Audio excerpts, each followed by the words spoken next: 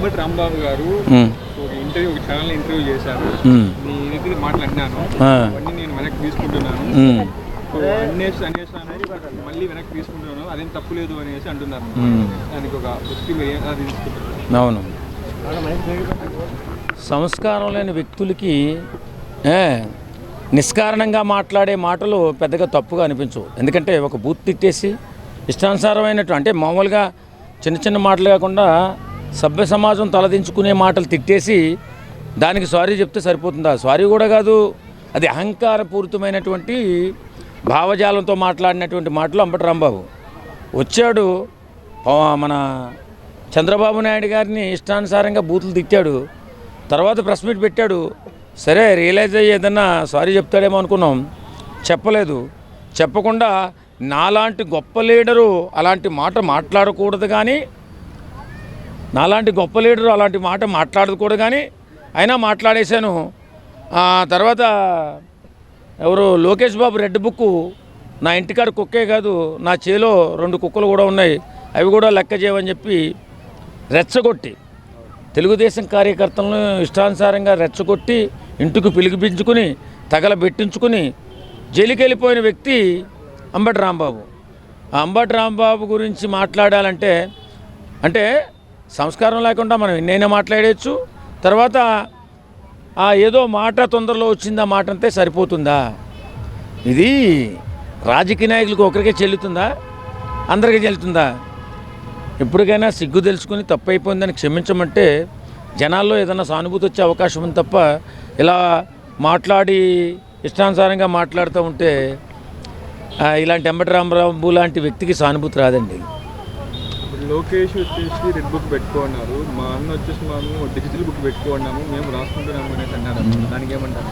రాసుకోనండి, తప్పే ఉంది. ఎవరు తప్పు చేస్తే ఆ బుక్లో రాసుకోమనండి. వద్దని ఎవడన్నాడు? ఎవడన్నా వద్దంటున్నాడు ఏంటి? రాసుకోండి. తప్పులు చేసేది మీరే, బుక్కులు పెట్టేది మీరేనా? డిజిటల్ బుక్ పెడతావా? పెట్టుకోనా? నిన్న అతను TV9కి ఇంటర్వ్యూ ఇస్తూ మాట్లాడాడు. పవన్ కళ్యాణ్ గారు డిప్యూటీ సీఎం గురించి మాట్లాడుతూ, ఇప్పుడు మీ కులంలో ఆ స్థాయికి ఎదిగిన వ్యక్తులు లేరు కదా అంటే పెద్ద గొప్పే ఉందండి.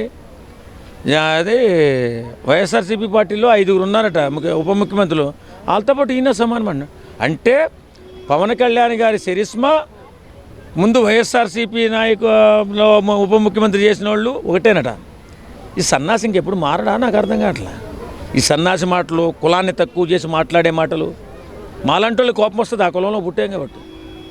ఇలాంటి విధవ మాటలు మాట్లాడకుండా ఉంటే బాగుంటుంది. ఎందుకంటే మాట్లాడు తప్పులేదు, రాజకీయంగా మాట్లాడు, విమర్శించు, తప్పులేదు. పవన్ కళ్యాణ్ని తక్కువ చేసి మాట్లాడాలి. పవన్ కళ్యాణ్ చేస్తున్నటువంటి త్యాగం ఎవరికి తెలియంది? రాష్ట్ర ప్రజలకు తెలీదా? ఆయన సొంత డబ్బులతో ఎంతమందికి సాయం చేస్తున్నాడో తెలీదా? ఈవేళ కాలుకు బలపం కట్టుకుని మొత్తం రాష్ట్రం మొత్తం తిరుగుతూ ఎక్కడ ఏ అవసరం ఉన్నా ఏ కష్టం ఉన్నా నిలబడే తీరు చూడలేదా? అభినందించండి రా బాబు, దరిద్రమైన ముఖాలు వేసుకుని. అభినందించడం చేత కాకపోతే ఇంటికాడ పడుకోండి, కాకపోతే నేర్చుకోండి చాటుగా, ఫ్యూచర్లో మీకు భవిష్యత్తు ఉంటుంది. అంతే తప్ప నీచమైన నికృష్టమైన భావజాలంతో బతకండి. వైఎస్ఆర్సీపీ నాయకులు నేను చెప్పేది ఏంటంటే ఆ భావజాలం వదిలేయండి. పని చేసేవాడిని, కష్టపడి జనాలకు సాయం చేసేవాడిని గుర్తించండి, గౌరవించండి. అంతే తప్ప రాజకీయం ఇంకా స్వార్థపూరిత రాజకీయంగా మార్చేసుకుని ఇంకా ఏం చేసినా తప్పని పవన్ కళ్యాణ్ గారిని తక్కువ చేసి మాట్లాడాలనుకుంటే అసలు దేశంలోనే పవన్ కళ్యాణ్ లాంటి నాయకుడు ఇప్పుడున్న పరిస్థితుల్లో లేడు. ఒక్కరిని చూపించండి మీ ఎదవ నోటితో, ఒకరి గురించి ఆ మాట చెప్పండి. కానీ ఈవేళ అంత గొప్ప మహానుభావుడు నిన్న ఆ ఏజెన్సీ ప్రాంతానికి వెళ్ళి మన ఊరు ప్రోగ్రాంలో వారికి ఉన్నటువంటి సమస్యలు, వారికి ఉన్నటువంటి బాధలు, వారికి ఉన్నటువంటి కష్టాలు తీర్చి వేళ దేవుళ్ళ నిడిచాడు గిరిపుత్రుల కుటుంబాలలో. అలాంటి వ్యక్తిని పట్టుకుని పవన్ కళ్యాణ్ పెద్ద గొప్ప ఏం కాదు. చంద్రబాబు నాయుడే సమాన హోదా ఇచ్చి గౌరవిస్తుంటే మీకేం పోయే కులంరా? కులంలో పుట్టిన ఎదవలకి నాకు అర్థం కాదు.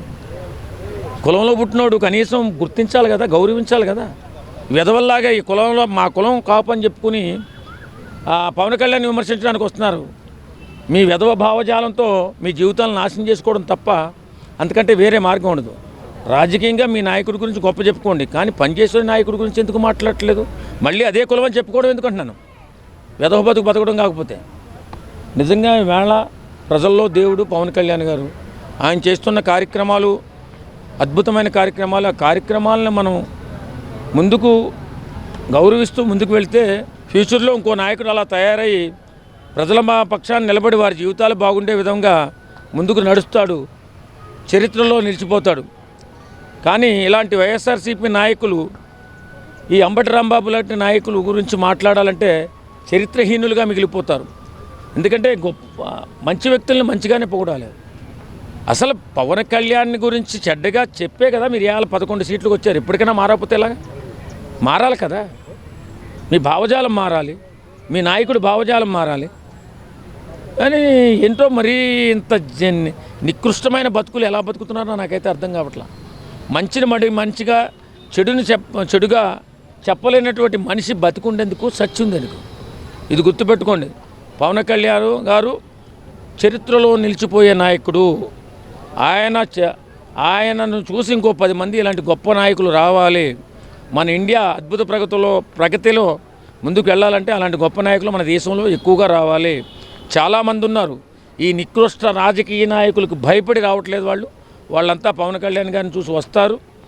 మన దేశం అద్భుతమైన ప్రగతి సాధిస్తుంది తప్పనిసరిగా. నిన్న ఇంటర్వ్యూలోనే కూడా ఏదైతే అనగానే మాట్లాడిన వ్యక్తి నేను ఇంటర్వ్యూలో అన్నీ కూడా నేను అంటాను అనేసి క్షమాపణ చెప్పేస్తే అది చెల్లుబాటు అయిపోతుంది అనడం జరిగింది.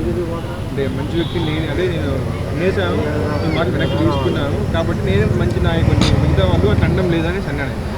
చెవిలో పువ్వెట్టుకున్నవాడికి చెప్పమనండి. ఆయన మాట అన్న తర్వాత ప్రెస్ మీట్ పెట్టిన తర్వాత ఏం మాట్లాడండి అని అతను? నాలాంటి సీనియర్ నాయకుడు, నా అంత గొప్ప నాయకుడు అలా మాట్లాడి ఉండకూడదేమో అంట. ఒరే సన్నాసి, నువ్వు చెప్పవలసింది ఏంటంటే నా నోటి తుత్తర వల్ల నాకు అప్పుడు వచ్చిన కోపం వల్ల ఆ రకమైనటువంటి భాష మాట్లాడడం తప్పైపోయింది. చంద్రబాబు నాయుడు నన్ను క్షమించొద్దులే కానీ ప్రజలారా నన్ను క్షమించండి అని అడుగుంటే బాగుండేది. ఎందుకంటే ప్రజలు చూస్తుంటారు కదా నువ్వు మాట్లాడే మాటలు, చేసే చేష్టలు, వెకిలి నవ్వులు, వెర్రి చూపులు. నేను ఇంటర్వ్యూలో చూడండి ఏ రకంగా పవన్ కళ్యాణ్ గురించి అంత పెద్ద పదమేం కాదు. వేళ రాష్ట్రాన్ని ప్రగతి పదంలో నిలపడానికి ముందుగా పరిగెడుతున్నది ఎవరు? వాళ్ళ కేంద్ర ప్రభుత్వ నిధులు కూడా సొంతంగా వెళ్ళి తెచ్చుకుని గ్రామాలను అభివృద్ధి చేస్తున్నది ఎవరు? 78 సంవత్సరాల భారత స్వాతంత్రావనిలో రాజకీయ నాయకుడు ఎవరు కూడా వెళ్ళలేనటువంటి గ్రామాలకు వెళ్ళి రోడ్లు వేస్తున్నది ఎవరు? వాళ్ళకి కరెంట్ ఇస్తున్నది ఎవరు? మంచినీటి సౌకర్యం కల్పిస్తున్నది ఎవరు? వ్యధోముఖం వేసుకుని నువ్వు మాట్లాడినంత మాత్రాన పవన్ కళ్యాణ్ చరిస్మ తగ్గిపోద్దా? ఆయన గౌరవానికి భంగం వస్తుందా? కాబట్టి మాట్లాడేటప్పుడు మంచిగా చెడుగా చెప్తే బాగుంటుందని చెప్పి ఈ సందర్భంగా అంబటి రాంబాబు గారికి వారి అధినాయకుడు కూడా చెప్పడం జరుగుతుంది. మనకి 14 days వచ్చేసి ఆయన రిమాండ్లో ఉన్నాడు కదా సార్, పోలీసు వాళ్ళు ఏమన్నా కోటింగ్ ఇచ్చింటారు అసలు? అంత పోలీసు వారు ఏం మ్యాన్ హ్యాండ్లింగ్ చేయరండి. సామాన్యంగా ఇలాంటి రాజకీయాల్లో ఉన్నటువంటి వ్యక్తులకి తొందరగా పోలీసు వారు మ్యాన్ హ్యాండ్లింగ్ చేయరు. అలాగైతే 1,00,000 కోట్ల దొంగతనం చేసిన జగన్మోహన్ రెడ్డిని పెట్టినప్పుడు ఎంతమంది పోలీసు వారు ఆయన మీద మ్యాన్ హ్యాండ్లింగ్ చేసి ఉండాలి? కాబట్టి మ్యాన్ హ్యాండ్లింగ్ ఏం చేయరు. ఆర్థిక నేరస్తులపైన అసలు చేయరు. వికృతంగా మన జనాల మధ్యలో అల్లర్లు సృష్టిస్తూ గందరగోళం చేసేటటువంటి వ్యక్తుల్ని, అరాచక శక్తుల్ని మ్యాన్ హ్యాండ్లింగ్ చేస్తారు తప్ప ఆర్థిక నేరస్తులను చేయరు. ఆర్థిక నేరస్తులను మ్యాన్ హ్యాండ్లింగ్ చేసి ఇలా ఉంటే వేళ అతిపెద్ద ఆర్థిక నేరస్తుడైన జగన్మోహన్ రెడ్డి గారు ఈవేళ సమాజంలో తిరిగినా. కాబట్టి నేనేమంటానంటే ఏదేమైనా ఈ ఆర్థిక నేరస్తులు ఆర్థిక నేరం చేయడం, తప్పులు చేయడం, జైలుకి వెళ్ళడం, రావడం, దాన్నే గొప్పగా చిత్రీకరించుకోవడం, ఆయన లేదో త్యాగం చేసినట్టు మనకి నిరూపించడం, కొద్దిగా స్వతంత్రంలో పోరాటం చేసి జైలు నుంచి బయటకు వచ్చే వాళ్ళకి పోజులు కొట్టడం, ఇంతే కదా జరుగుతుంది. కాబట్టి ఈ ఆర్థిక నేరస్తుల్ని మనం కంటితో కనిపెట్టి వీళ్ళు రాజకీయాలలో లేకుండా చేసే బాధ్యత ప్రజలుగా మనం తీసుకోవాలి. ఖచ్చితంగా అంబటి రాంబాబు కానీ తదుపరి వాళ్ళ నాయకుడు ఆర్థిక నేరస్తుడైనటువంటి వ్యక్తి కానీ వారిని రాజకీయాల్లో లేకుండా చేసుకుంటే రాష్ట్రాలు బాగుపడతాయి.